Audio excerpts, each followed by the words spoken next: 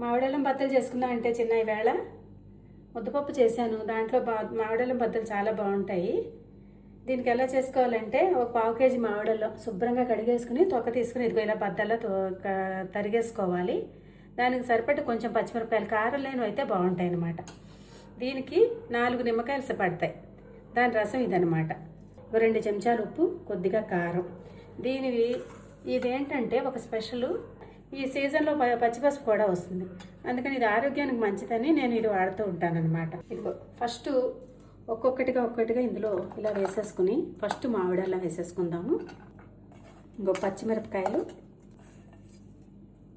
పసుపు, ఇదిగో నిమ్మకాయ రసం,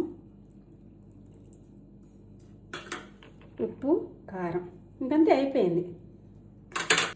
ఇలా గుచ్చెత్తి పోసేసుకుని ఒక్కొక్కటిగాను జస్ట్ 1 గంట ఉంచుకుంటే చాలు. ఇది ముద్దపప్పులో తినచ్చు, దోశల్లో తినచ్చు, అసలు పెరుగన్నానికైతే ఎంత బాగుంటుందంటే చెప్పలేం.